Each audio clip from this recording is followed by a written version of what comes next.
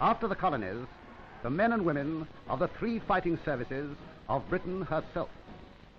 First to pass the saluting base, where the king, himself a sailor born and bred, takes a salute, came the men who, as always, have upheld the glorious traditions of the senior service, the men of the Royal Navy, the Blue Jackets.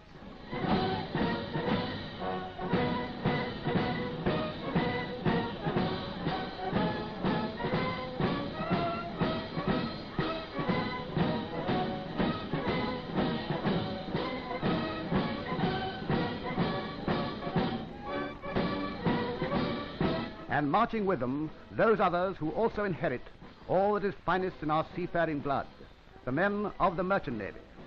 And next, the men whose parade ground precision is only equaled by their magnificent fighting spirit, the Royal Marines.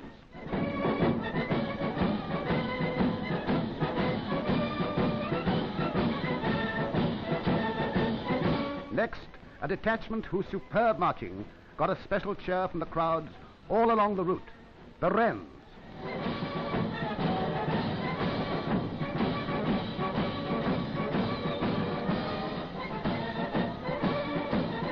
And now, as the first of the civilian services passed the saluting base, Stanley Maxted, the distinguished Canadian war correspondent, speaks for his fellow members of the Dominions.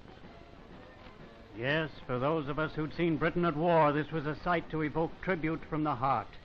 The representatives of that vast civilian army of the most highly mobilized country in history, the ordinary men and women who kept the wheels turning at home in the face of all adversities, the nurses and the women's voluntary service, the people who were ready with a cup of coffee after the all clear.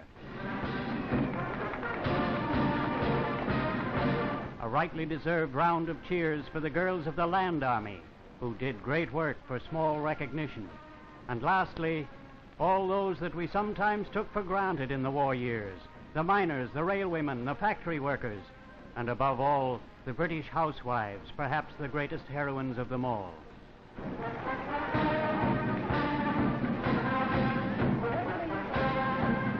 Back to pageantry again for the march past of the British Army, a glowing list of great names and greater deeds as the regimental colors are borne past, a roll of battle honors whose history is that of Britain herself.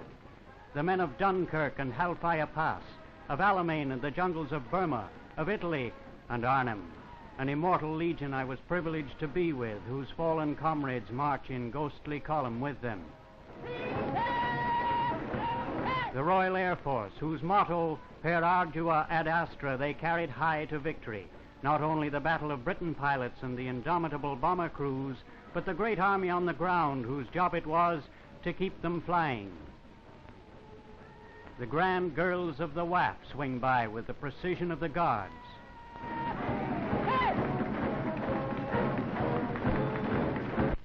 Victory Night sees the final celebrations along the historic waterfront of Westminster, the mother of parliaments, the heart of the empire.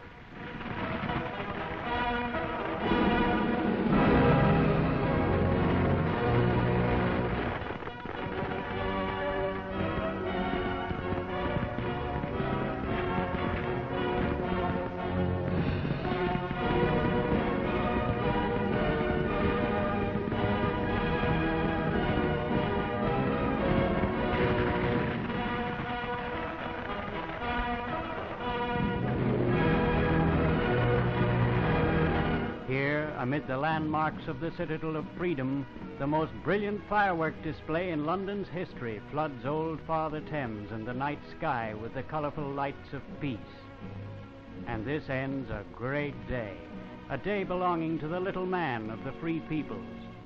Tomorrow, with this day's glory in his heart, he and the woman beside him will return to the business of carving out the future of the nation, while behind him, in his memory, will rest this victory day to which he passed through his finest hour.